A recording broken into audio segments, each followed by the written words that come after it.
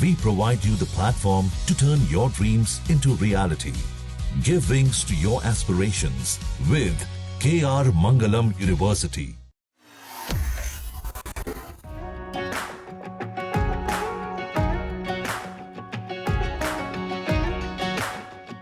क्या आपने कभी सोचा था कि 594 किलोमीटर लंबा सफर अब सिर्फ 6 से 7 घंटे में पूरा हो जाएगा, और वो भी बिना ट्रैफिक के, बिना कट के और फिलहाल बिना टोल दिए। गंगा एक्सप्रेसवे को लेकर यही सबसे बड़ी चर्चा है कि क्या सच में आम लोगों की यात्रा को इतना आसान बना देगा, और सबसे बड़ा सवाल यही है कि आखिर टोल कब से लगेगा और कितना खर्च आएगा।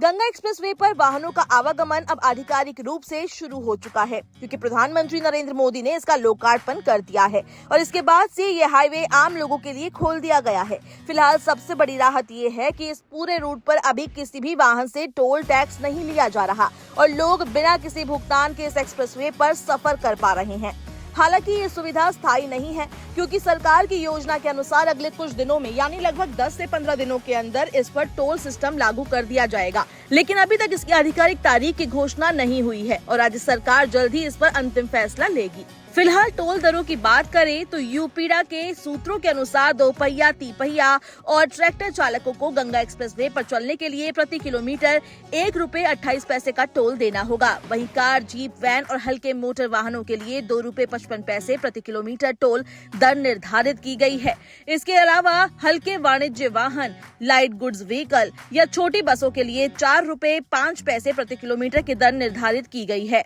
शासन ने इस संदर्भ में शासनादेश जारी कर दिया है, लेकिन यूपीडा ने अभी तक टोल दरों को लेकर आधिकारिक सूचना जारी नहीं की है। बस और ट्रक जैसे भारी वाहनों के लिए टोल दर ₹8.20 प्रति किलोमीटर रखी गई है। साथ ही भारी निर्माण मशीनरी, अर्थ मूविंग मशीन और 3 से 6 एक्सल वाले मल्टी एक्सल वाहनों के लिए ₹12.60 प्रति किलोमीटर का भुगतान वाहन चालकों को करना होगा। इस एक्सप्रेसवे की सबसे बड़ी खासियत इसकी स्पीड और टेक्नोलॉजी है, क्योंकि यहाँ हल्के वाहनों के लिए अधिकतम गति सीमा 120 किलोमीटर प्रति घंटा तय की गई है, जबकि भारी वाहनों के लिए ये सीमा 80 से 100 किलोमीटर प्रति घंटा रखी गई है। पूरे एक्सप्रेसवे पर हाईटेक सीसीटीवी कैमरे लगाए गए हैं, जो हर वाहन की निगरानी करते हैं और किसी भी दुर्घटना या रुकावट की स्थिति में तुरंत कंट्रोल रूम को अलर्ट भेजते हैं। इसके अलावा हर 10 किलोमीटर पर स्पीड मॉनिटरिंग सिस्टम लगाया गया है, जो अगर कोई वाहन तय सीमा से ज्यादा तेज चलाता है तो तुरंत ऑटोमेटिक चालान जारी कर देता है, जिससे सड़क सुरक्षा को और मजबूत किया गया है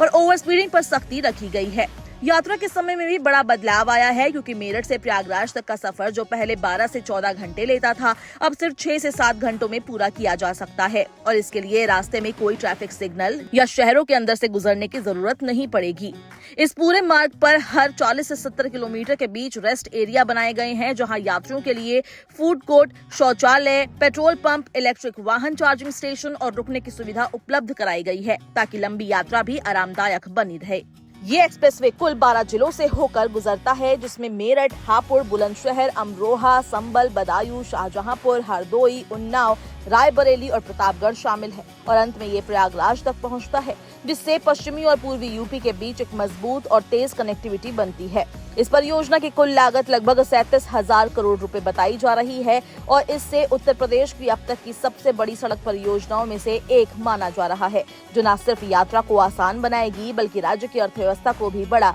बढ़ावा दे सकती है। इस एक्सप्रेसवे की एक और खास बात ये है कि इसे रणनीतिक रूप से भी महत्वपूर्ण बनाया गया है, क्योंकि यहाँ आपात स्थिति में भारतीय वायुसेना के लड़ाकू विमान भी लैंड कर सकते हैं, जो इसे देश के चुनिंदा हाईवे में शामिल करता है।